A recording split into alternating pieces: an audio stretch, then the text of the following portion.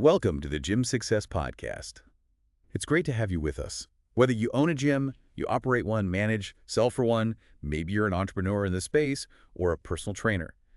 Today, we're doing a deep dive into a really interesting white paper. It's called Why People Buy Gyms: The Top 5 Reasons and What That Means for You.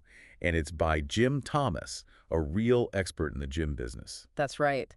And our goal here really is to unpack this. We want to pull out the key insights from Jim's paper and, crucially, show what it means for you, for your business. Yeah, maybe you're thinking about selling eventually. Or perhaps looking for investors. Or maybe just trying to, boost your gym's overall value. Whatever your goal, understanding why someone would actually buy a gym. Well, that's essential. You need to get inside their head. Absolutely. And Jim's executive summary really nails this right at the start. It's basically saying, look, running a great gym is one thing, but making it truly attractive to a buyer, that means understanding their reasons. Exactly. It's like having the map to unlock the real asset value of what you've built. You need to shift perspective a bit. It's not just about getting members in the door. It's also about thinking, how do I make this appealing to someone looking to acquire it? Okay, so Jim lays out the top 5 reasons. Let's get into the first one. Number 1, according to the white paper, is the proven revenue stream. Specifically, that lovely MRR, monthly recurring revenue. Yeah, this one's huge, and Jim explains why it's such a draw. Think about it compared to a lot of small businesses where income is, well, all over the place. Right, totally unpredictable sometimes. Exactly, or it relies on big one-off sales. Gyms fundamentally run on recurring payments, memberships.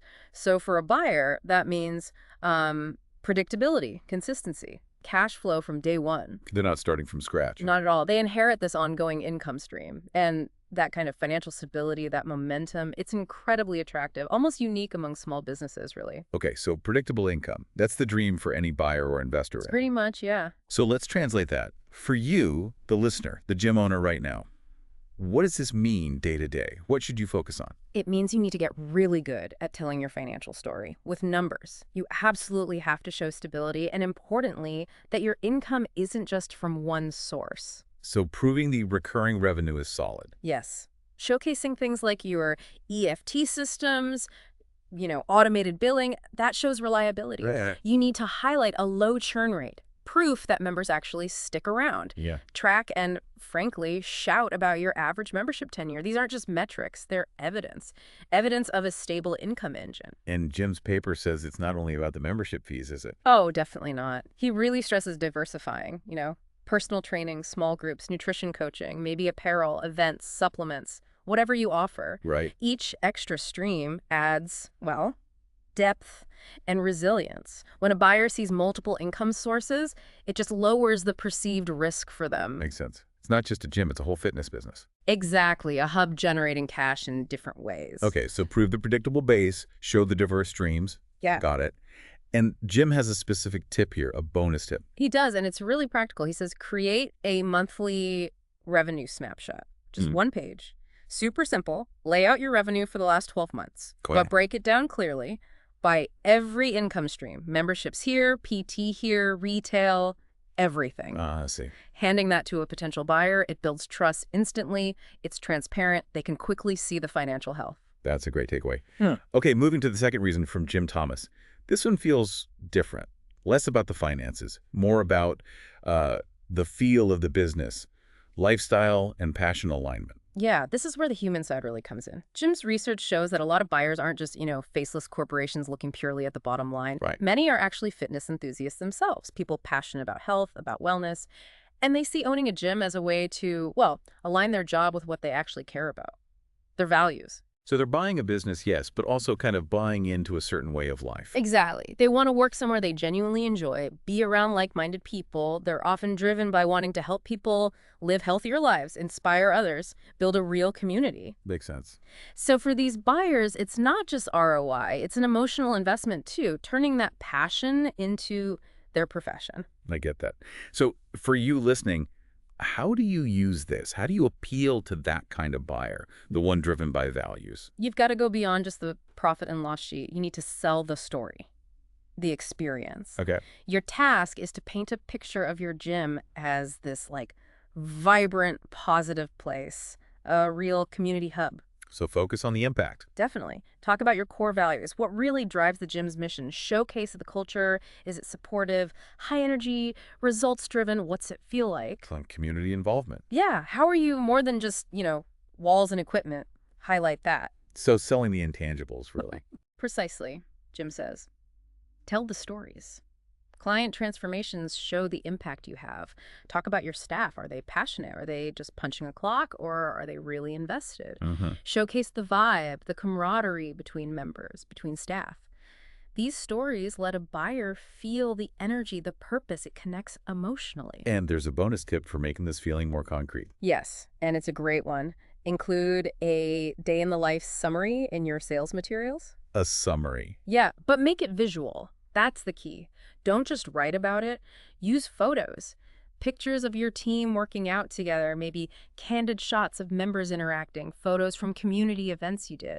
So they can actually see it. Exactly. It helps them imagine themselves owning and running your gym. It taps right into that emotional, values-driven motivation. That's clever.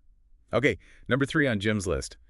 Opportunity to add value or expand. Right. And this one's interesting because, smart buyers aren't always after a business that's already already maxed out. Yeah. Often they're looking for potential. They actually see value in gyms that might be, let's say, underperforming in certain areas, or maybe not using all their space effectively. Wait, so they're looking for flaws. That sounds back. Towards. Well, maybe not flaws, but Jim calls them areas of clear opportunity. Think about it. If a gym has, say, weak marketing, but a great location, a buyer sees that as potential. I can fix the marketing and boom. Okay. Or maybe the equipment's a bit dated. They think, upgrade the gear, attract more members, increase revenue. Underused space, could be a new studio, a smoothie bar, whatever. These weaknesses are actually upside, potential growth waiting for new energy or capital. Okay, that totally flips the script. So the fact that maybe your gym isn't perfect right now could actually be a selling point. It absolutely can be if you frame it right. For you, the owner, it means you need to identify these opportunities yourself and then clearly define that upside for the buyer. So don't hide the imperfections. No. Present them as specific, tangible growth areas that maybe you just haven't had the time or resources to fully exploit yet. List them out. Like adding new classes or services. Exactly. Maybe you don't do small group training or nutrition coaching, or you don't sell supplements. These are obvious growth paths. Right. Or maybe it's operational stuff. Could you extend the hours? Optimize staffing, reach a new demographic nearby that you haven't targeted. Your goal is to help the buyer visualize how they could come in and significantly boost the business.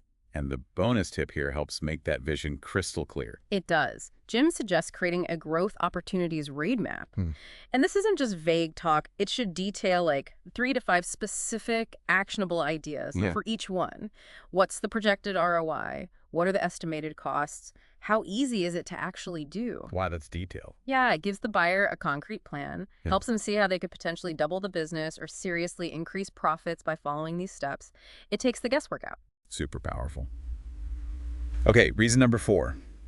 Built-in membership base and local brand recognition. This one's pretty fundamental. It's about the huge advantage of buying versus starting from scratch. Jim points out, launching a new gym. It's tough. Really tough. Oh, yeah. 0 members day one. 0 members, 0 reputation. You're pouring money into marketing, just hoping people notice you. It's a grind. A massive grind. So buying an existing gym lets you skip that whole painful, risky phase. You acquire a business that's already there. It has physical presence. People know the name locally. And crucially, it has members paying fees. That's a huge head start. Huge. It massively cuts the buyer's risk and speeds up their path to actually making money. It's just faster, safer, and frankly, easier than starting cold. So all the stuff you've built up over the years, the members, the reputation that becomes a key selling point. Absolutely. Your member list, that's gold. Seriously valuable. But it's also your positive reviews online, Google, Yelp, wherever, your social media following, the general goodwill you have in the community. Right. These aren't just nice things. They're actual assets. They represent trust and market presence that a startup just dreams of having. So tracking things like retention and online rep is critical then. Oh, critically important, yes. You need data. Show buyers your retention stats, your active member count. Monitor your social media engagement, and definitely actively manage your online reputation. Jim calls it your digital curb appeal. It's often the first thing buyers check out, just like potential members do. Those online reviews carry a lot of weight. They really do. They're social proof, they build confidence, and the bonus tip fits perfectly here. Provide a member retention summary, show loyalty, and also a report on your Google Yelp reviews, show positive buzz. Makes sense. That combination gives solid proof of the stable customer base and the good reputation they'd be buying into. It validates the foundation. Okay, 4 down, 1 to go. The fifth and final reason Jim Thomas highlights: entry point into a growing industry. Yeah, this zooms out a bit. It's about the bigger picture, the market your gym operates in. Health and wellness. It's not some fad. It's a massive global industry. Billions and billions. And it keeps growing. True. So investors, entrepreneurs, even bigger companies, they all want a piece of that action. And buying an existing gym is like a shortcut in. Exactly. Trying to build something totally new in a booming market can be hard, expensive.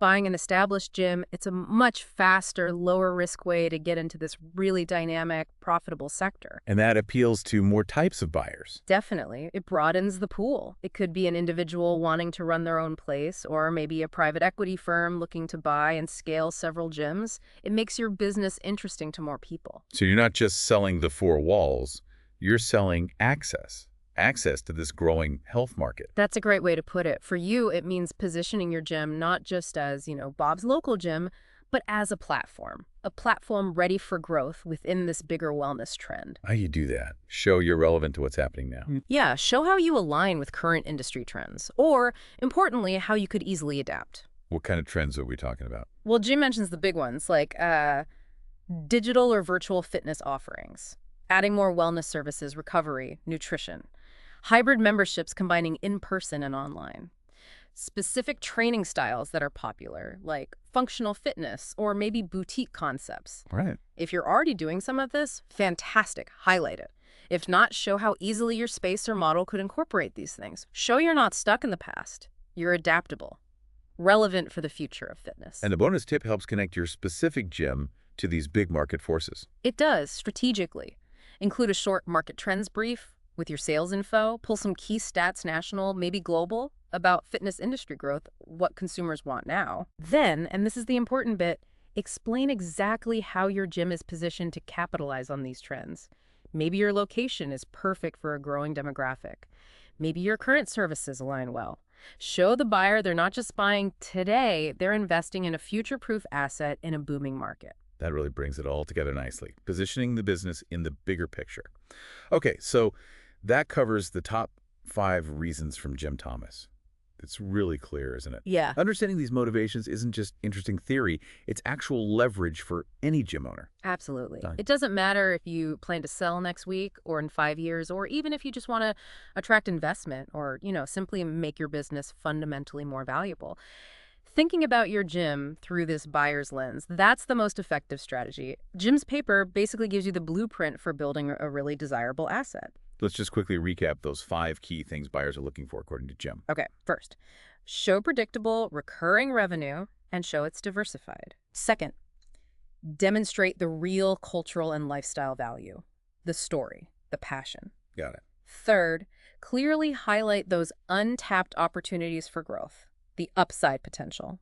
Fourth, prove you have community trust and brand awareness. Show that member loyalty and good reputation. Yep. And fifth, align your business with the big picture, the growth of the whole health and fitness industry. Show you're relevant. So by really focusing on strengthening those areas, you shift from just running the day-to-day Exactly. to, as Jim Thomas says in his conclusion, actively building a high-demand business asset. That's a powerful reframe. It really is. It changes your focus from purely operations to strategic value creation, building something someone else will want to buy. So as we wrap up this deep dive into Jim Thomas's insights, here's something for you, our listener, to think about. Looking at these 5 reasons people buy gyms, what's one specific concrete step Something actionable you could take maybe even today to improve just one of those areas in your own business, make it more attractive down the line. Yeah, maybe it's finally sitting down and creating that monthly revenue snapshot he talked about. Or gathering some photos for that day in the life visual. Or maybe just brainstorming and writing down those 3 to 5 concrete growth opportunities. Just pick one. Pick one and start. It's truly an investment in the future value of your business. Well, thank you for joining us for this deep dive into Jim Thomas's white paper, Why People Buy Gyms, the top 5 reasons, and what that means for you. We really hope breaking down these buyer motivations gives you some clear, actionable ideas for boosting your gym's value. Because understanding that buyer's viewpoint, that really is the key to unlocking the full potential of what you've built. And hey, if you're a gym owner listening and you feel like you could use some expert help with any of this, maybe you are thinking about selling or looking for investment, maybe you need help with a turnaround, improving your facility, figuring out valuation, or just need some strategic consulting. Jim Thomas actually mentions in the paper that he provides exactly those kinds of services. Right. So if you want to reach out to him directly for help, you can contact Jim Thomas. The number is 214-629-7223. Let me repeat that, 214-629-7223. Or you can email him. It's jthomas@fmconsulting.net. That's jthomas at fmconsulting.net. He's focused on helping gym owners maximize their asset value, so definitely worth reaching out if you need that kind of support. Great stuff. Thanks again for being with us. Yeah, thanks for tuning in. We'll catch you on the next deep dive.